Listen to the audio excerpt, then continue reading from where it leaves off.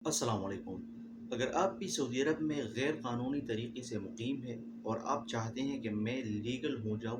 और लीगल तरीके से अपने मुल्क चला जाऊं, तो इसी वीडियो में हम आज इस बात के हवाले से वजाहत करेंगे। अगर आपको वीडियो अच्छी लगे तो वीडियो को लाइक करना और चैनल को सब्सक्राइब करना ना भूलिए, क्योंकि इसी चैनल पर मैं आपको Saudi related informative videos upload करता रहता हूं। तो बढ़ते हैं अपनी वीडियो की तरफ। देखो दोस्तों, बाज़ दफ़ा ऐसा होता है जब आप अपने मुल्क से, चाहे आपका ताल्लुक़ पाकिस्तान से है, इंडिया से है,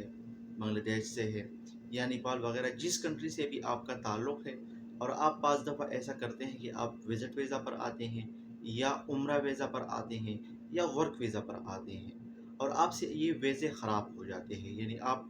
सऊदी अरब में फिर ओवर स्टे हो जाते हैं, किसी वजह से आपके वीज़े ख़राब हो जाते हैं। या बस दफ़ा ऐसा भी होता है कि आप जब वर्क वीज़ा पर आते हैं तो आपका कफ़ील या कंपनी आपका इकामा रिन्यू नहीं करवाता है, या आप अपने कफ़ील या कंपनी के पास तंग होते हैं और आप उससे भाग जाते हैं, या आपका कंपनी या कफ़ील आपके ऊपर ख़ुरूब लगा लेता है, जिसकी वजह से आपका वीज़ा ख़राब हो जाता है। तो फिर आप सऊदी अरब में ओवर स्टे हो जाते हैं और गैर कानूनी तरीके से मुकीम हो जाते हैं। तो टाइम गुजरने के बाद, यानी फिर आप ज़्यादा टाइम गुजार लेते हैं, 4 साल 5 साल, इवन के पास भाई ऐसे होते हैं जो 10 साल तक सऊदी अरब में गैर कानूनी तरीके से रह रहे होते हैं। तो फिर वो सोचते हैं कि हम कैसे अपने मुल्क अब लीगल तरीके से जाएं। देखो दोस्तों, पहले ऐसा हुआ करता था कि आप अपने आप को शुर्ते के हवाले किया करते थे, वो आपके ऊपर कोई केस वगैरह बना लेता था और आपको सऊदी अरब से डिपोर्ट करवा लेता था, या आप किसी दलाल को पकड़ते थे, किसी एजेंट को पकड़ते थे और वो आपसे भारी रकम लेता था,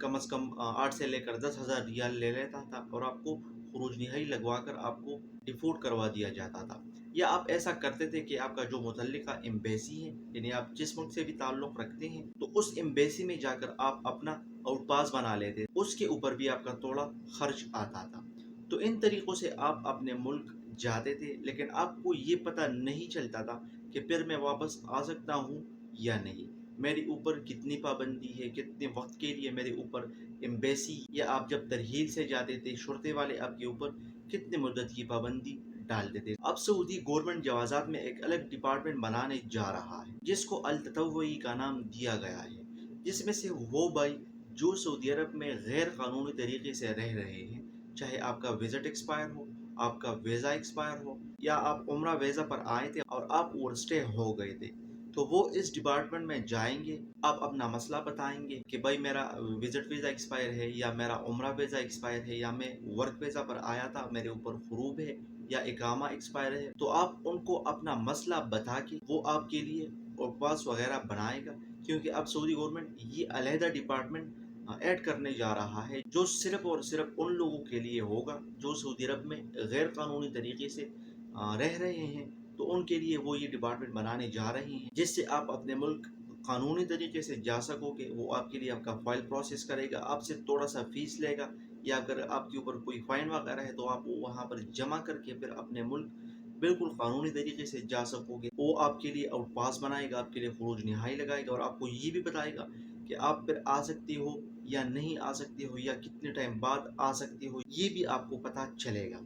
तो अब सऊदी गवर्नमेंट वक्त के साथ साथ अपने कानून में भी नरमी करता आ रहा है, और जो हमारे मुसाफिर भाई है तो उनके लिए भी रिलीफ लेकर आ रहा है। होप आपको ये इन्फॉर्मेशन अच्छी लगी होगी। अगर आपको वीडियो अच्छी लगी है तो वीडियो को लाइक करना और चैनल को सब्सक्राइब करना ना भूलिए।